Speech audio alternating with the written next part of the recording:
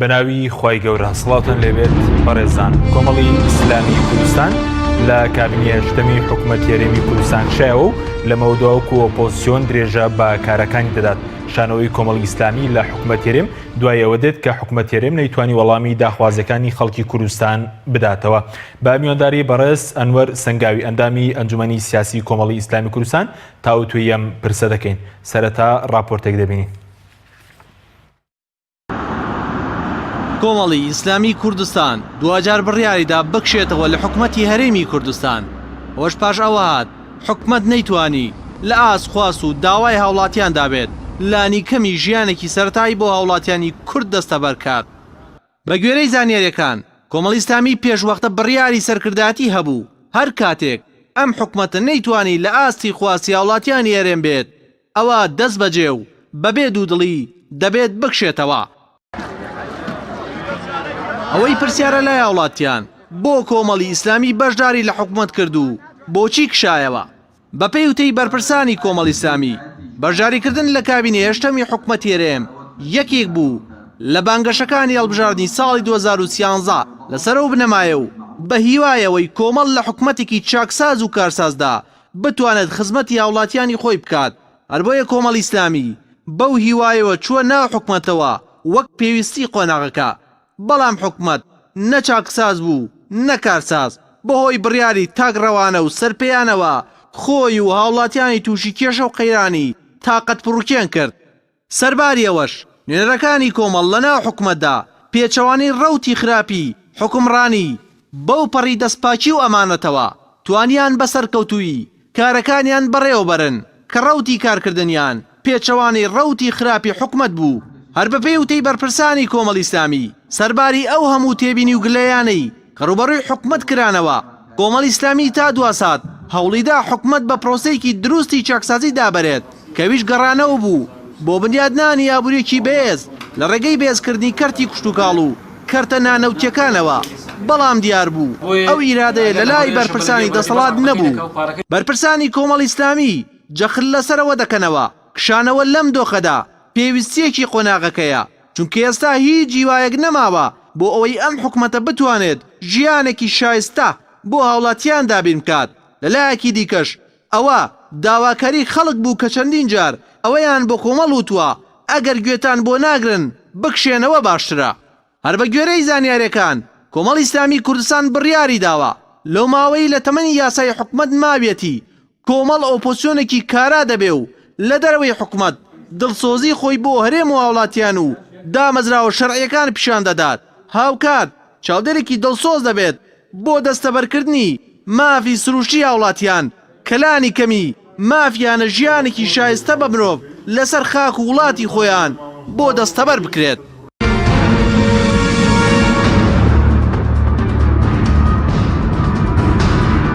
دووبارە سڵاوتان لەبێت بەڕێزان مامۆستا بەخێر بێن سوپاس بۆ ئامادەبوونتان. ئەگەر سەرەتا لەوە دەست پێ بکەین بۆ چیەوە بەشداری کابینەی هەشتمتان کرد و ئایا ئەو ئیتیفاقی کە هەتان بوو لەگەڵ پارتی دیموکرات کە پێکهێنەری حکوومەت بوو جێبەجێ نەکرا؟ بەڵێ بەنای خوای گەورە و میرەبان زۆر سوپاس بۆ بەڕێزت کاک حەکیم و بۆ بینەرانی خۆشەویست بۆ ئەم دەرفەتە. دیارە ئێمە لە کۆتا هەڵبژاردننی پەرلەمانی کوردستان دوایەوەی کۆمەڵی ئیسلامی کوردستان 6 کورسی بەدەستێنە و پارتی دیموکراتی کوردستان وەک لایەنی براوەی پرۆسەی هەڵبژاردنەکان و خاوەنی 38 کورسی ڕاست پێرا بە پێکهێنانی حکوومەتی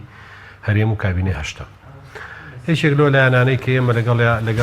کە لەگەڵمانە دانیشت بڵێن پارتی دیموکرات یەکێک لەو لایەنانەی کە لەگەڵیا دانیشت کۆمەڵی ئیسلامی کوردستان بوو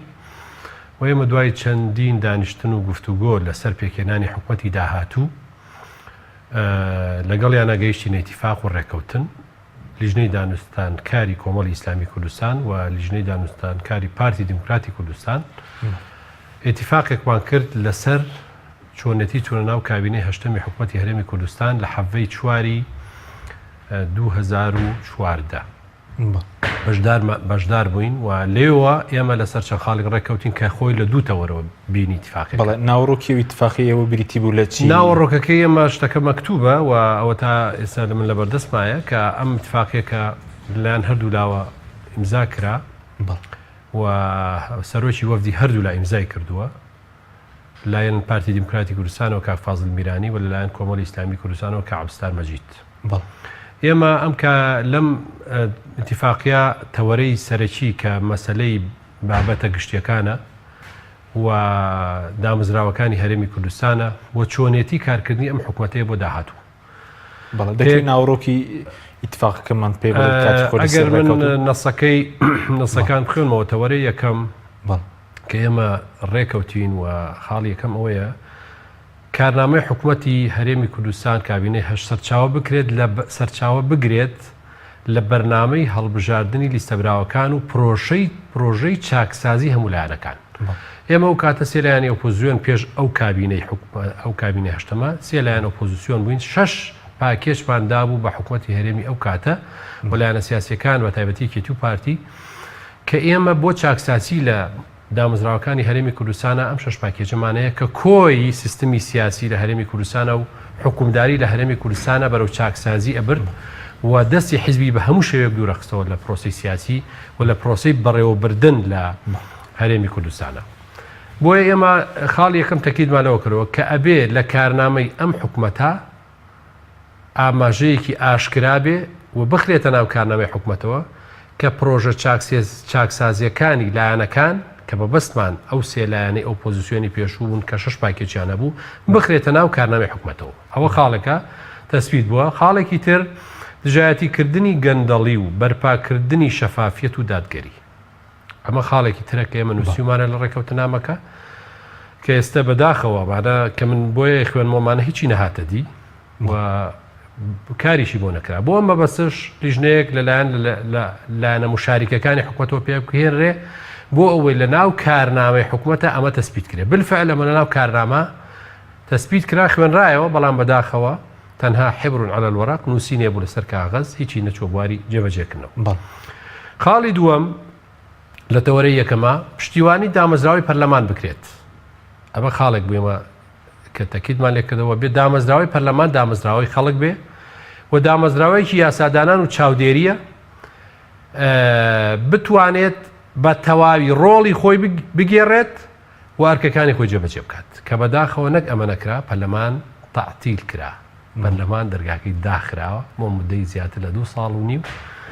و هەموو ئەد پەرلەمانتارێش نێرانە ماڵەوە. ئەمەش ڕێک و ناقیزە لەگەڵ ئەو ئیتفاقەیە کە لەگەڵ ئێمە کردیان.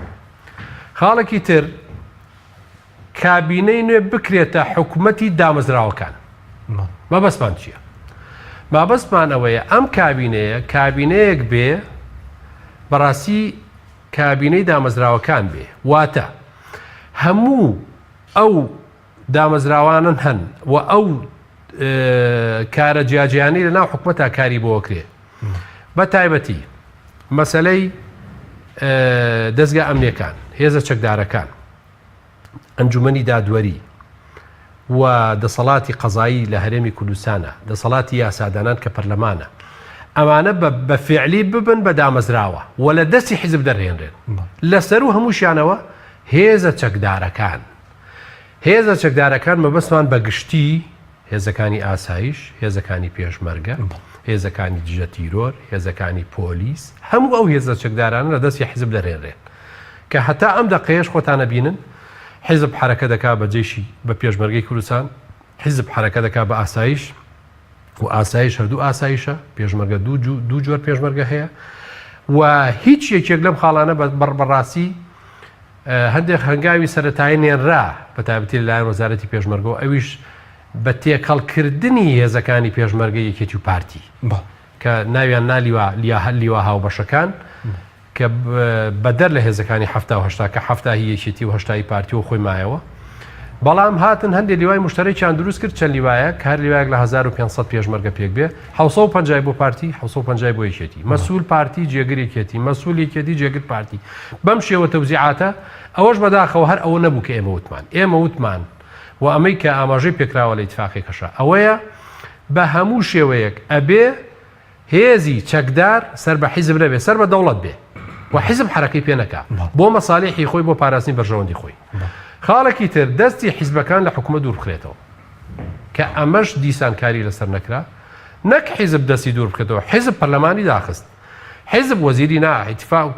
مەکتەبی سیاسی حزب کۆ بۆ پەرلەمان داخرێ مەکتەبی سیاسی حزب کۆ بۆ وەزیری فڵان بڕاتەوە ماڵەوە وەزیری فڵان لای بڕاتە ماڵەوە ئیناردە ماڵەوە حزب تەحەکومی لە هەموو کات و حزب دوایی خوڕی کرد بەسەر ئەم میلەتە کە ئەنجومە حیزبە سیاسیەکان ئەنجومەنێکی نایاساییان دروست کرد بە نای ئەنجومەنی باڵای ڕێفراندۆم لە دیوەخانێکی حیزبیە ستافێکی حیزبی کۆبوونەوە قەرارێکی مەسیری کە بوو بە سەرچاوەی نەهامەتی بۆ ئەم میلەتە ئەم دەقێش کە ئەویش بڕیاری ڕێفراندۆ بوو لە دیوەخانێکی حیزبیا درا و نەتیجە حزب بوو بە حاکمی مطلق و ئەم پرۆسەیە بەردەوام و حکوومەتیش لەم پرۆسەیە بێدەنگ بوو بەداخەوە ینی حکوومەت خۆی بە بەهاتەیەتە سەرقەت ئەبوایە حکوومەتی هەرێم لەو کاتا بیوتە ئێمە قبوڵمان نییە ئەبێ موسسات بڕیار لە قەزەیەکی مەسیری و ڕێفراندۆم بە نەک حیزبەکان خاڵێکی تر کە زۆر گرنگە ئەم خاڵە کە ئێمە لە خاڵی چوارەمە ئاماژەمان پێکردووە کە ئەمەمە ئیمزا کراوە لەلایەن هەردوولاوە لە کابینە هەشتمدا هاوڵاتی بوون پێوەری ئەرک و مافەکان بێت واتە بنەمای تەحەکوم بنەمای بڕیار بنەمای چاک و خراپ پاداش و سزا بەڕێوەبردننی وڵات لەسەر چەمکی هاوڵاتی بوونە نەک حیزبی بوون نەک فلان لایەن بوون نەک فلان بنەماڵە بوون نەک فلان مەسوول بوون نەک پێوەەر هاوڵاتی بوونە واتە بۆ هەموو پرۆسەیەک هاوڵاتیەکرێ بەسەنتەر مادەم هاوڵاتی هەرێمی کوردستانی هەموو مافێک بۆ هەر کەسێکە لە ناو حیزبەکانە بۆ هەر کەسێکێ لە دەسەڵات و کوڕی دەسەڵاتدار کچی دەسەڵاتدار خۆی مەسوول خۆی چۆن ئەوان ئەو بەرپرسانە مناڵەکانیان مافێک شمولیانەکە بێ هاوڵاتی شمولیکە ئەمە و هەموو مافێکە لە حکوومەتە هەیە شمولی هەموو هاوڵاتی بکە بە بێجیاوازی کە بەداخەوە ئەمەش نەکرا هەموو هاوڵاتیانی هەرێمی کوردستان فەقیر کەوتن تەنها بەرپرسە باڵاکان و کوڕەکان و مناڵەکانیان نەبێ کە نەک فەقیر نەکەوتن ژیانیان بەرزتر بووە و وڵاتیشان بەجێڵا لە خوێندن لە ژیان لە گوزەران بۆیە ئەمەش بە شێوەیەکی عەمەلی نەهاتە بوون و ئەمەش بەڕاستی دیسان پێشێلێکی تری اتفاقەکەیە پاشان ئێمە لەسەر هەڵبژانی شەفاف و ئازاد قسەمان کردووە لێرە نووسیمانە هەردوو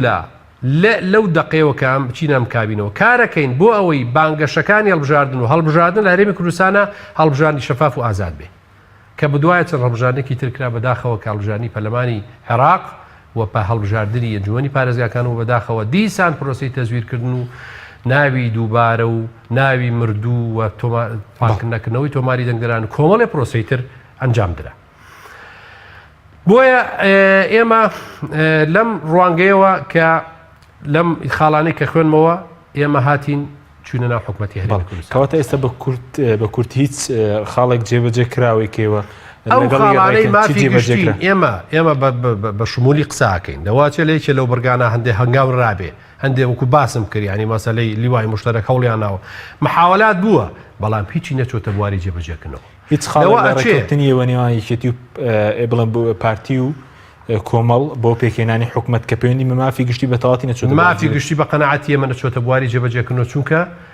هەموو هەنگاوەکان بەرەوداوە هاتن لەک بەرەو پێشەوە چوون ئەومان بینی لە ئەرزی واقع و ئێستا ئەوە تا ئێمە بەڕاستیەوە تا ئێستا هەموو مؤسساتی ئەم وڵاتێکەوە ژێر پرسیارەوە نازانین یعنی چ مؤسسەیەک حکومەکە لە وڵاتە باشی ئێستا مزاهرات و خۆپیشاندانە چێن ئەمانەی کە بەڕاستی لە وڵاتی ئێمە ئێستا ئیدارەی وڵاتاکن چێ بڕیار بەدەستەکانن لە شارەکانە محافزەکان بڕیار بەدەستن نەخێر قامەکان بڕیار بەدەستن نەخێر حیزب بڕیار بەدەستە ئەو حیزبانە کە هێزە چەکدارەکانیان بەدەستەوەیە لە هەردوولا بەڵێ زۆر باشە بەس ئەمڕۆ ئەفو بۆی شتەکە بە تاکاملی بڵێم ئەمە تەوەرەیەکی پەیوەندی بە بوونی کۆمەڵی ساوی ناو حکوومەتەوە ئەو پشکانشی بەرێکەوێت لە مەناسیب کە بریتە لە وەزارات و دەستەکان کەەوەش بەداخەوە ئەتوانم بڵێم لە 130 لەوە جێبەجێ کراوە ئەگەر 10 پۆست بوو بێ 3 پۆستی درراوە بە کۆمەڵی سامی حوتی نەدراوە ئێستاژەوە کات نییە هینان توانی ئاماژەم هەموو بکەم بەڵە زۆر باشە سەبارەت بۆی کە ئەمڕۆ سەرۆکی حکوومەت کۆنگرێکی ڕۆژنامەوانی هەبوو وتی ئێمە لە کۆمەڵ تێناگەین گۆڕان پێشتر وەزیرەکانیان داوامیان نەکرد بەس وەزیرەکەی کۆمەڵ داوامی کردوت تا دوێنێش لە کۆمەڵ تێناگەن ینی بۆچی کشاونەتەوە وەڵام من تعجوم لەو قسەی سەرۆکی حکوومەت دێت ئەو تەسەوری وایە کۆمەڵی ئیسلامی فەرمانبەرێکی کۆمەڵی فەرمانبەری گۆڕایاڵی ناردووە بۆ ئەوەی لە حکوومەتەکەی ئەوە ئیشکەن و کارەکانی بۆ ڕاییکەن و هەرەوەنە حکوومەتەکە معاشێکیان باتیە و داوامێک لە شوێنێک داوام کە ئیتری شکل لێرە تەواو بووە ئەم قەزێ ئەم بڕیاری کۆمەڵی ئیسلامی ینی دیسان ئەو قسەیە وترێتەوە بۆ لە کۆمەڵ تێناگەین بۆ لە کۆمەڵ تێناگەین کاکە کۆمەڵی ئیسلامی هاواری کردووە لە هەموو قۆناغەکانە قسەی خۆی بە ئاشکرا کردووە بۆ کێ بۆ ئەم دەسەڵاتدارانە کاکە ئەم شێوازی بەڕێوەبردنە هەڵەیە ئێمە نامانە ئیدامەی پێبین ئێمە بەڕاستی ئەمانەوێ ئەم وڵاتە بەرە درکی پێ بکەین هەستی پێ بکەین بیبینی لەم سیکەی کە بەرەو چاکسازیە ڕوە باشە ئێستا منم خاڵانم باس کرد لەوە چێ بینەرێکی خۆشەویست یا هاوڵاتیە بۆ پرسێ باشە ئێوە ئەم شتانەتان بینی هە لە سەرەتا بۆ نەخشانەوە پرسیارێکی وەجیەوە نیە بەڵاویش باسی کرد کە بۆ پێشتر حەقی ئەوی جوای وتووە نیە ئەی باش هەستان بۆشتانە کرد ئێمە بەڕاستی حیزبێکین هەست بە مەسئولیا دەکەین هەست بە مەسئولیا دەکەین ئەمانەوێ هەموو دەرفەتێک بە مقابل بین و هەموو دەواازەیەکی بۆ بکەینەوە بۆی ئەوەی کە لەگەڵ یا کەیشتومەتە ئیتیفاق هەوڵا جێبەجێکە جارێ ئێمە نزیکەی 2 ساڵ و دوای کابینەی ئیعلانیم کابینەیە کەوتینە شەڕەوە لەگەڵ داعشە بەڕاستی هەر قەرارێکمان باە لەو قۆناغانە بە قەرارێکی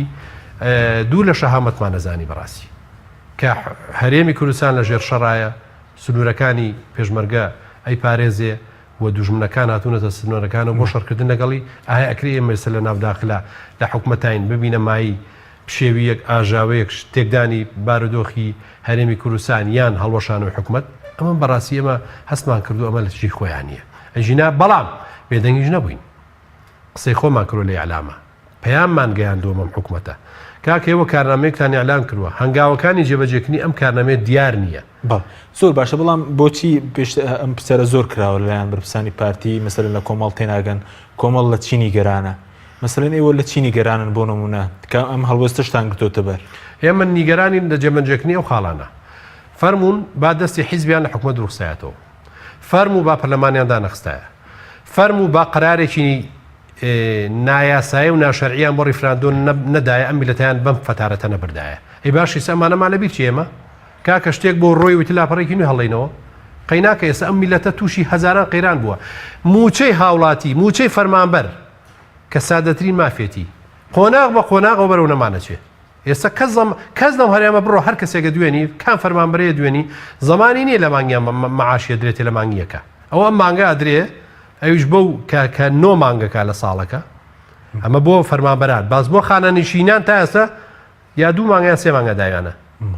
ئەم ساڵە بەکبری نۆ مانگی خانەنشینیان نایەوە ئەو خانەنشینەی 40 ساڵ خزمەتی کردووە یا تا تەمەنی 65 ساڵی خزمەتی کردە فەرمانگەکانی حکومەتە ئەم حکومەتە لە ساڵێکە 3 موچەی پیاوە ئەمە حکومەت ئەمە خزمەتە بە خەڵک یا ئەمە بەڕاستی دەستی قسۆتە بینەقای خەڵک ئێمە لە بەرەوەی کە کورسیەک و مەناسیبێکمان هەیە و لە ئەنجومەنی وەزیرانە 2 وەزیرمانەتی ئێمە لەمە بێدەنگ بین لە بەرەوەی ئەم حکومەتە ئیشەکانی زۆر جوان بووە ئەم هەنگاوانەی ناوە بەڕاوێش لەگەڵ وەزیرەکان ئامەکراوە ئەم بڕیارە نایەسایەنە دراون کە بە شێوەیەک کە دەستی قسۆتە بینەقای هەموو جەماوەری کوردستان ئەمە ئێمە قبوڵی کەین ئێمە قسەکەمان لەسەر ئەمەیە ئەم وڵاتە بە موسسات بکرایە ئەم وڵاتە بەرەو تەتەور و بەرەو گەشە پێدام ڕۆیشتایە کاکە ئێمە هەموو کاتێک ئێستا من ئەم قسانە بۆ جەناب دەکەم هیچ کاتێک ئەو باسی ئەوانەی کە ئیمتیازاتی حیزبیە هیچ کات ئێمە باسمان نەکردووە هیچ کاتێک کێششمان نەبوو لەسەری بەڵ زۆر باش بەس قسە لەسەرەوە دەکە کێوە غەدری حیزبیتان هێ نەکراوە لەم کابینەیە دەرنەکراون ینی بۆ دێنە دەرەوە مەسەلەن یعنی پرسیارەش دەکرێ یعنی هیچ لابێت دەرکرێ ئیجابی بیتە دەرەوە باشە قەیناکە ئێمە عەقدێکەیە پەیمانێکەیە لە بینی من و تۆ پەیمانەکە شکێنی من چی بکەم ئێمە پەیمانێکمانەیە لەم حکومەتە پەیمانەکەی شکاندووە پەیمانەکەش بەمەوە نشکا ئێمە لە دوای 16 ئۆکتۆبەر لە دوای ئەو بارودۆخە سەختی بەسەر هەرێمی کوردستان و ناوچە جێناکۆکان و ناوچەی کەرگووکە هات جاریشکەمە حکومەتمان ڕاگەیان لە بەردەم تانایە سێ هەنگاوی گرنگ بنێن بە پەلە وەزەکە تەحەموول ناکە ئەم حکومەتە ئێستا هەڵوەشێنەوە حکومەت مەبەستمانەوە نییە پاشاگەردانی دروست بێ حکومەت هەڵوەشێتەوە چونکە ئەم کابینەیە بەم کۆمەڵە وەزیر و بەم قەڵەباڵغی و بەم وەزعەوە نەیتوانی سەرکەوتوو بێ لە ئیدارەدانی ئەم وڵاتە کابینەکە مساغرکەنەوە بچووکیکەنەوە حکوومەتیشی کاتی دروستکەن بۆ چەند بابەتێکی گرنگ یەکەم چاکردنی ژیان و بژێوی خەڵکو و موچەی فەرمانبەران دوو مەسەلەی ئامادەسازی بەپەلە بۆ هەڵبژاردنێکی پاک و بێگرت بە ئیشرافی ئومەمی متحیدە سێ بە زوویی هەر ئەم حکومەتە مسەخەرە ئەم حکومەتە کاتیە بکەوێتە گفتوگۆ لەگەڵ بەغا بۆ ئەوەی مافی ئەم میلەتەیە بیبچڕینە بەغا چکە وڵات میلەتەکەی خۆمان لە ڕووی داهاتەوە لە ڕووی نەوت فرۆشتنەوە لە ڕووی ئەو وەزعانی کە هیبوو نەیما با فرێ میلەتێکی خۆماکەوین فەرموو ئێمە بە جەماوەری کوردستانەکەین بە حەکەم چیان کرد لەم سیانە وتیان حکومەت هەر هەیە جا بۆ حکومەت دەڵێ شوێنینەوە وازانێ من بەسمانەوەیە دەموچاو بگۆڕین کاکم بەسمان دەموچاو نییە بە بەسمانەوەیە بەرنامەی حکومەت تهدید کرێ لەم قۆناغە تایبەتە بۆ ئەم کێشە تایبەتانەی کە ئێستا هەیە و ئەمە دەسەڵاتی هەبێم حکومەتە متمانەی هەبێ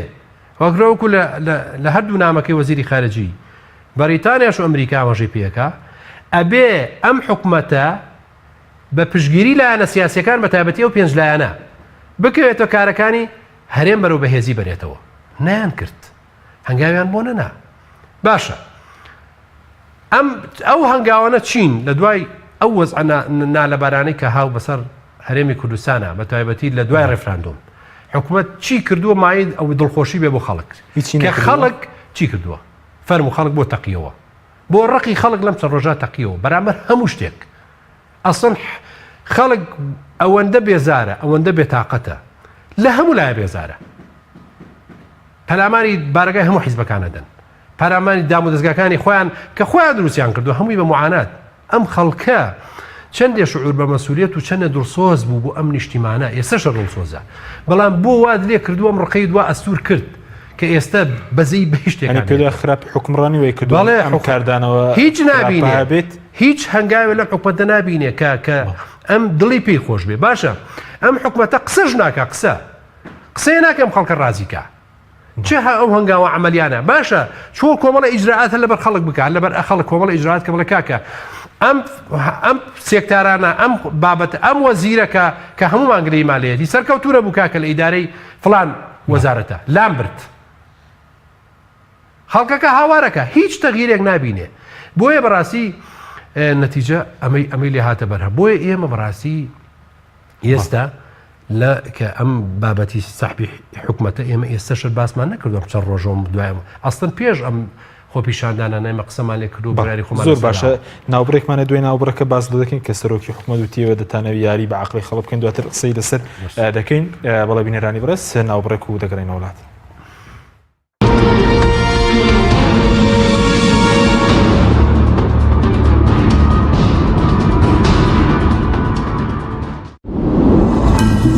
تۆپ ئارت تاکە بریکاری تۆڕی میدیایی کۆمەڵ بۆ دروستکردن و بڵاوکردنەوەی ڕیکلام. تۆپ ئارت.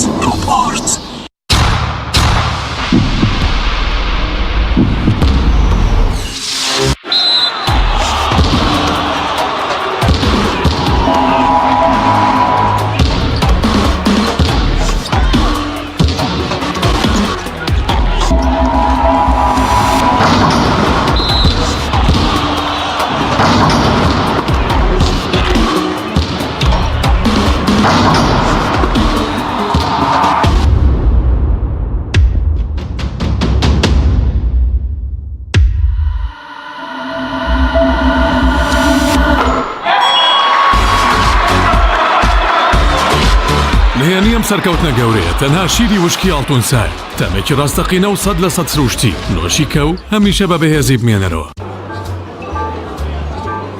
شێف برنجی مەحموود لە هیچ شوێنێک نەماوە.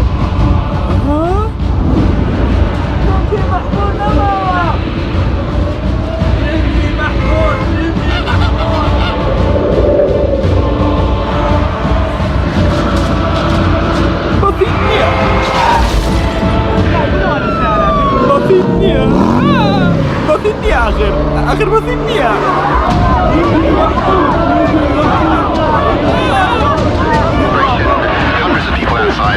واي سهل بازار كان برنجي محمود نمو قلبك كي لدزداو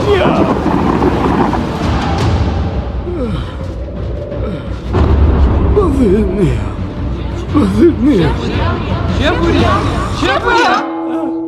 کاک ئێمە چاوەڕێی تۆین. باشە باش ئەوەی بینیمان تەنها خەوێ بوو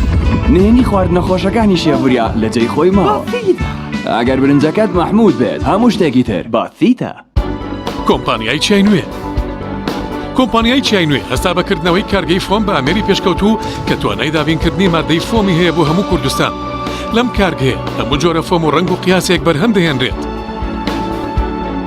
ئەم کارگەیە کاریگەری دەبێت لەسەر بژانەوەی ژێرخانی ئابووری و هەستانەوەی کەرتی پیشەسازی لە کوردستاندا. کۆمپانیای چای نوێ بۆ بەرهەمهێنانی فۆم. کۆمپانیای دنیا دیکۆر.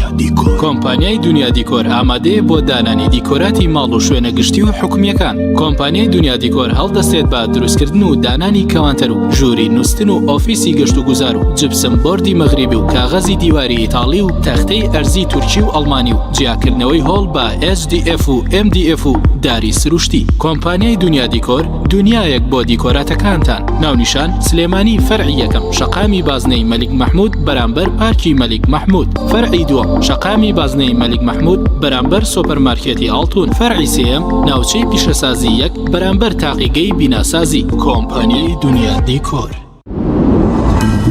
تۆپ ئارت تاکە بریکاری تۆڕی میدیایی کۆمەڵ بۆ دروستکردن و بڵاوکردنەوەی ڕیکلام. تۆپ ئارت.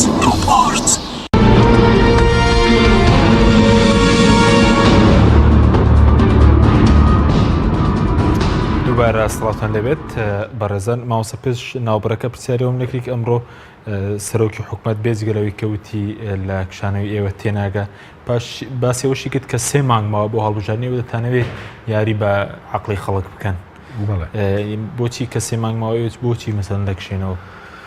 وەڵاهی ئێمە هەر بە کورتی ئەوەی کە لێی بێزارین ئەوەیە کە ئەم وڵاتە پڕە لە گەندەڵی لە دزی لە فەساد لە پێشەرکردنی مافی هاوڵاتی لە دروستنی قەیران لە دەستخستنی حیزب بۆ ناو مژوومەکانی دەسەڵات و بەڕێوەبردنی ئەم وڵاتە لە دەیان و سەدان کێشە و قەیرانی تر کە نازانێت لە چۆ دەست پێ بکەی ینی بەڕاستی لە هەر تەوەرەیەکەوە ئەڕۆی بۆی قەیرانە بێزاربوونەکەیەوە لە ڕوانگەیەکی گشتیوێ نەگڕوان. بەڵێ ئێمە ئێستا لە ڕوانگەی حیزبیەوە نییە ئەمە ئیشکالی حیزبیمان قەت نەبووە خۆمان و ئەندامەکانمان چیمان هەیە چیمانی ئەمانەمان نەبووە. ئەسڵەن قسەمان لەسەر بابەوەکو باسم کرد ئەسڵەن ئەو اتفاقیەمە کردومانە تەوەرەی سەرەکیمان بریتە لە بابەتە گشتیەکان کە ئەوەی ئەم وڵاتی ئێمە بەرەو حکومێکی ڕەشید و تەندروستە بە ئەمە قسەی ئێمە بووە قسەمان لەوە نەبووە کە حسەی خۆمان چەنەبێ حسەی ئەو چەنەبێ و نازام چی و ئەسڵەن ئەم بابەتانات کەوتۆتە لاوە چکات حسەی چیەوە کە هیچ شتێ نەماوە لە وڵاتە بۆیە بەڕاستی ئێمە ئەم قسەیە 3 مانگ چی بەڵێ ئەم بوتراوە بە مەجهولی سەرۆکی حکومەت بە مەجهولی ئەڵێ تا 3 مانگ تر بە کۆمیسیۆنەڵێ پرۆسی هەڵبژاردنەکان ئەنجام بدەین ئەمیش دیار نییە کەیە زەمانێک نییە اینجا ئێمە بەڕاستی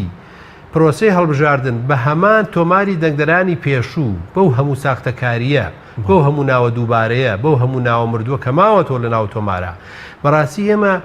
ینی هیچ زەوانێکمان نێ بە پرۆسەیەکی وا بە نزیهی نازانین و بۆیە ئێمەیەکی لە قسەکانمان ئەوە بووە و تومانە ئەبێ ئامادەسازی بکە ئەم حکومەتە کاتیە کە تەشکیلیان نەکرد بۆ هەڵبژاردنێکی نەزیه بە ئیشرافی ئومەمی متحیدە بڕاتان بەونی کەم حکومەتە بتوانێت سەر پێش هەڵبژاردنێکی پاک نەخێر بڕاوە داوای مثلەن نەخێر ئێمە بە عەمەلی بینیمانە چەند پرۆسی هەڵبژاردن کراوە تا ئێرە تا ئەم دەقەیە لە ساڵی 92 ئەوە بەرەو کابینەی پێنجەمە ڕۆین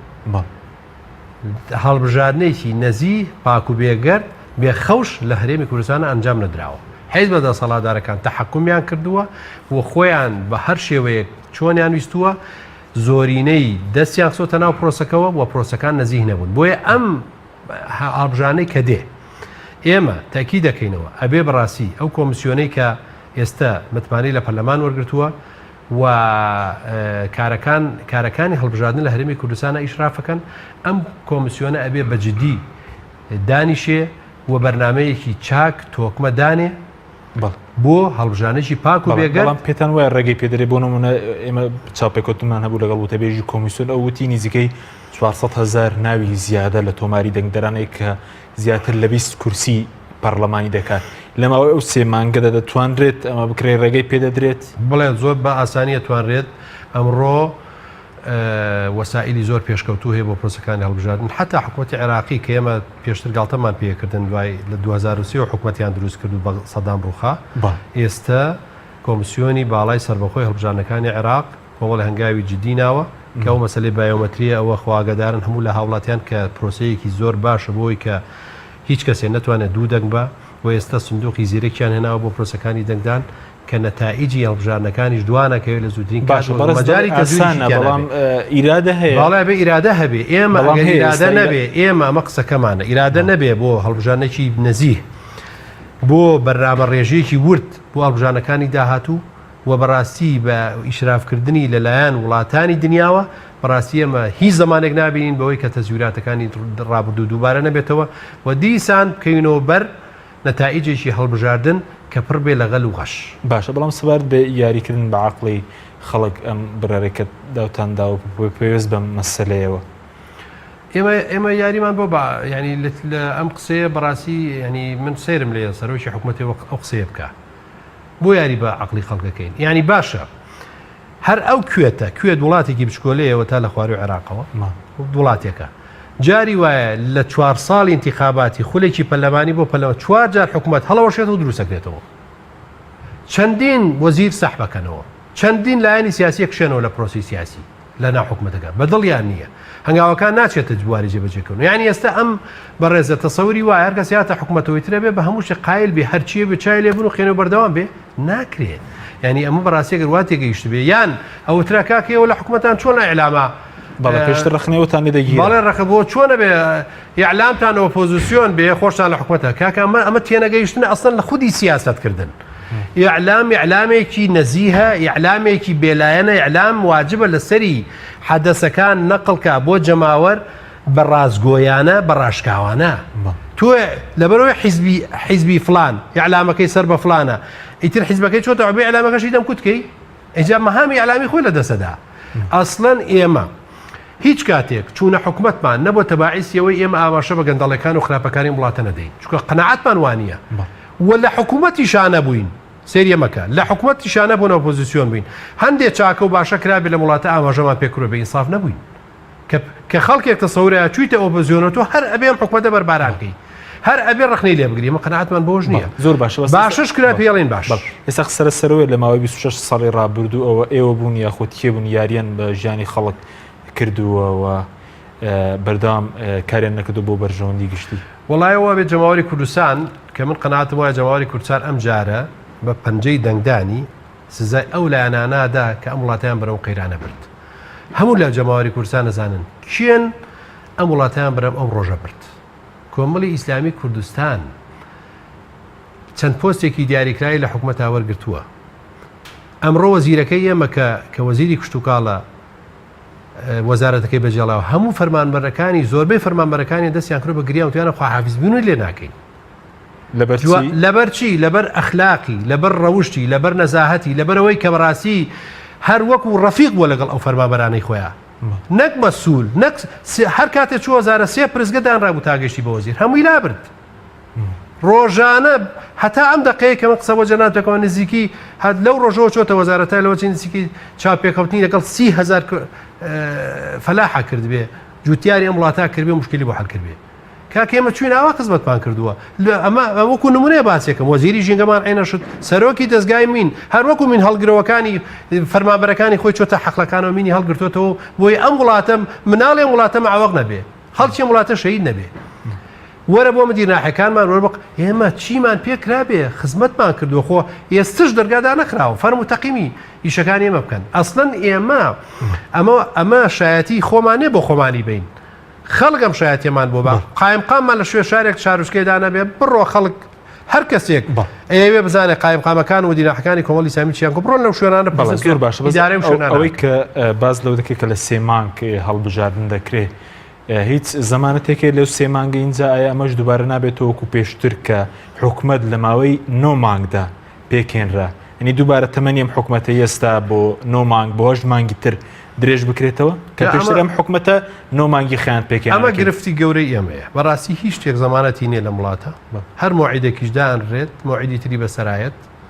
و کێشە بە دوای کێشەوە 2 ساڵە ئەڵێن ئێمە مراجعی موچەی فەرمانبەرانەکەین کە کراوە بەڕوع هەتا ئەم دەقێش نەک ئێستا مراجعی وایانە کرد ناڵم فەرمانبەران ترسیان هەیە ساڵی داهاتوو موچە نەمێنێ هەر نەمێنێ بۆیە بەڕاستی نەوەڵا هیچ زەمانەتێک نییە ئێمە کە وتراوە لەگەڵ پرۆسی هەڵبژاردنیان هەموو کاتێ ئەمە 1/11 مۆعیدەکە 1/11 لەگەڵی بوو لە کاتی خۆیان بکرێ حتا ئێمە وتمان ئەم ریفراندۆمە مەکەن دوای خەنبی خەنە دوای پرۆسی هەڵبژاردنەکان با تەمهیدات و بەرنامەڕێژی خۆی بۆ بکرێ بە بەرنامەوە بکرێ ئەوەی کە پێویستە ئەولوێتی پێ بدرێ هەڵبژاردنی پەرلەمانی کوردستانە کە خەڵک متمانە باتەوە بە حکوومەت و دەسەڵاتەکەی پەرلەمانتان ئاوا لێ کرد حکوومەت دەسەڵاتی نەما حکوومەت هیچ شتێکی بەدەستەوە نەما حکوومەت لە هەموو ڕوێکەوەی فلاسی کردووە کاکە با خەڵک متمانە باتەوە بە خەڵکێکی تر بێتە پێشەوە جارێک کە حکوومەت نوێ بێتەوە پەرلەمان نوێ بێتەوە ژیانی ئەمەرێمە ئێمە نوێ بێتەوە بۆ ئێمە مانوبایەکی 11 بکرێ ئەوە بوو ئەسڵەن ئێمە وەکو خۆمان هەموو ئامادەسازیەکمان کرد وەکو هەندێک حیزب لە ژێرەوە ڕێکەوت بوون کە هەر ناکرێ نەناوی پاڵێوراوانیان ئامادە کرد نە هەموو ئەو ڕێکارانەی کە کۆمسیۆن داینابوو ڕەچاویانە کرد ودا نبوو کە وەتەجیلەکرێ و کۆمسیۆن و ئەعلانێکا و تەواو و مشکلە هەیە و کۆمەڵی خاڵ و بالفعل ێسش نازانین بە چه قانونی لە خۆیانەوە نیان کردن پرۆسەیە یعنی بەچی یاسایەک ئەم پرۆسی هەڵبژاردنە ئەنجام نەدرا هەر ئەوەوتیان کاکە لە 15 مانگەوتیان ناکرێ و کۆتاییان پێێنە بەڵێ مەبەستمەوە بوو کە باز لەوەکەی کە 3 مانگی ماوە هەڵبژاردن دەکرێت مانای ئەوەیە کەم حکوومەتە 3 مانگی ماوە پێدەچێت دوای هەڵبژاردننی شتا لایەنەکان تا لایەنەکان جارێکە دوای نەتایج دەرەچێت دوای گفتوگۆی سیاسی دەست پێکاتەوە کێتە حکوومەتەوە چۆنە بێ حکوومەتی داهاتوو چۆنە بێ بەرنامە سیاسەکەی چۆنە بێ هەموو لایەنێ حسەی خۆی چیە بێ لە حکوومەتە چۆن ئیداراکرێ ئەمەش زەمانێکی زۆرێ بێ کەواتەم حکوومەتە ئەمەی کە ئێستا هەیە ئەو غێری و 3 مانگە و غێری 2 مانگی شوێ بۆ نەتایجی ئیعلانی هەڵبژاردنەوە 5 9 مانگی تری شوێ بۆ اتفاقی سیاسی ئەو 15 مانگی ترم حکوومەتەی دامەیە بێ بۆیە بەڕاستی ئەتوانی بڵێ نیو خولی تری بۆ نوێ بێتەوە باشە بەس ئەو بۆچی حکوومەت لە هەرێم هەڵناوەشێتەوەنی مەسەن سەر ڕایەوەی کە ئێستا مەسەن دوو لایەن کشاونەتەوە ئەم قەیرانە ئەم حکوومەتە ناتوانێت وەڵامی داوە کارەکانی خەڵک بداتەوە بۆچی حکومەت لەودا چێت کە ئامادەنین هەڵی بۆشێنەوە وڵی ئێمە بەڕاستی ئەمە تەنها یەک تەفسیری هەیە تەفسیرەکەش ئەوەیە کە مەساڵحی سیاسی و حیزبانەیە ئەو حیزبانە جارێکیکە ئەترسن زیمامی ئمور و دەسەڵاتیان لەژێر دەست دەرچێت و ئەم کابینە و ئەم حکوومەتە کە دروستیان کردووە بترسن لە هەڵوەشانەوەی نەگەنەوەی اتفاقێک بۆ شوەی کە دایان ناوەدانرێتەوە بۆیە هەمووی مەخاوفی خۆیانە لەوەی کە ئەو حسەیە ئەو بەشە ئەو دەسەڵاتی بویانە لە بەڕێوەبردنی وڵاتە کەم بێتەوە ئەم مەخاوفە وایەنەکە وایان لێکە ئەژینا تۆ ئەنی و کاریەوەی کە ئێستا زیاتر لایەنێک دوو لایەن ئامادەنیەوەی کە زۆربەی دەسەڵاتەکان لە نەوت و هێز و پارە لای خۆیانە بۆیە بەرژەوەندیان لەوەدا بەڵێ ئێستا بەخۆ دیارە تۆ داوای تۆ کە ئەڵی با ئەم حکوومەتە هەڵوەشێتەوە یعنی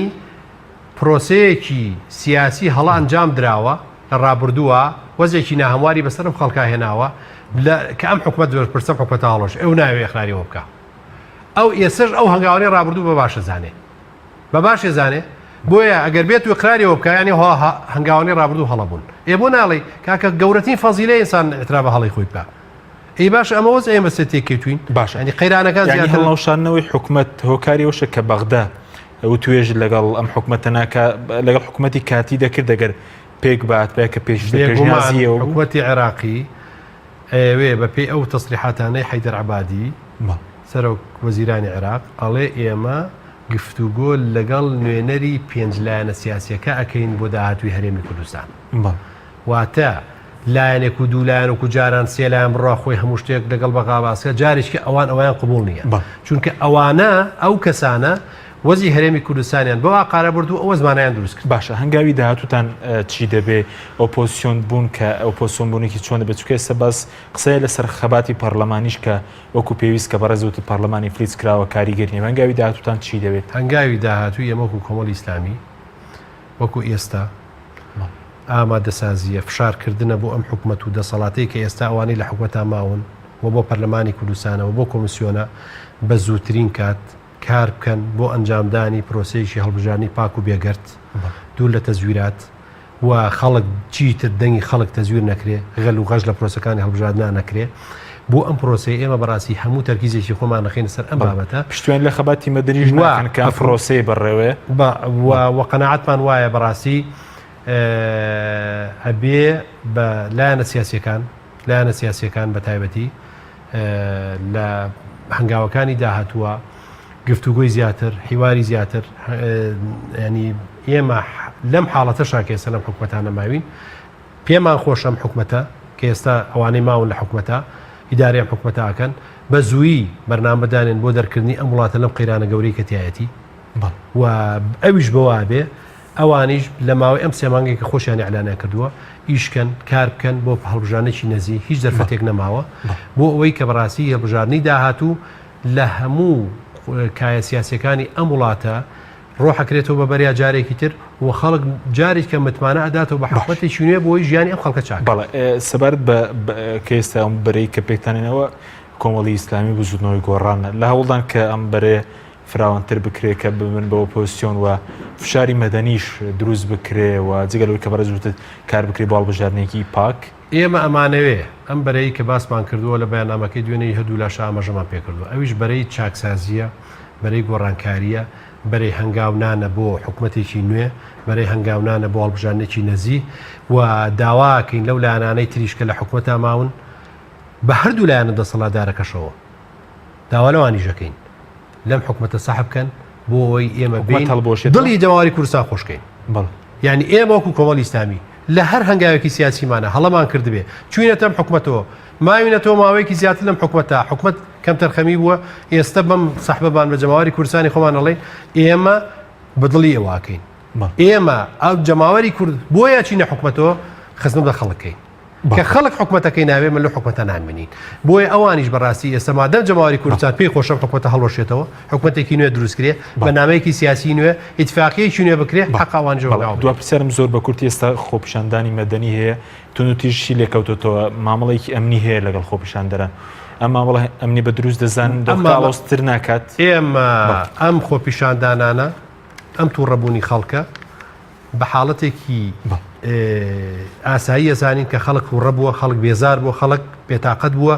و ئێمە ئەو خەڵکە هیچی بەگێرە شێوەن نازانین چونکە تووڕەی خەڵک گەیشتۆتە لووتکە بەڵام لەگەڵ توندوتی ژیانین خەڵکیش و جەماوەروش و خۆپیشاندەران جێ بخۆیان کۆنتترۆلکەن چونکە بەو هەنگاوانە بە تێکدانی وڵات بە شکانی بارەگاکان بە هجوومکردنە سەر دام و دەستگاکان هیچ شێ چارەسەر نابێ و ئەبێ دام و دەستگاکانی حکومەتی ڕێز هاوڵاتی خۆیان هەنجەی مناڵێکی هەرێمی کوردستان هەموو ئەساساتی حکومەتی هەرێمی کوردستان ئەهێنێ ئەگەر خوێنی لەوێت بەڵێ مامەڵی ئەمنیش چارەسەر دەکات مامەڵەی ئەمنی توند ئەگەر دەستگا ئەمنیەکانی ئەم وڵاتە مامەڵەی تون دەبێرگەڵ ئەوانە بکەن کە ئەنەی ڕێڕی خۆپیشانەکان گۆڕن بڕۆن ئەوانە بدۆزنەوە چێ ئێوێ ئەم وڵاتە بەرەو کێشە بەرێ ئەوانە بدۆزنەوە نەک بڕۆن بەگەشتی خەڵک حکومە بن سوپاس دەکەم بەڕێز ماوەسانی وەرسەنگاوی ئەندامی ئەنجومەنی سیاسی کۆمەڵی ئیسلامی سوپاس بۆ بینەرانی بەڕێز سوپاس بە هاوکارانم تا بەرنامێکی تر خواتان لەگەڵ زۆر سوپاس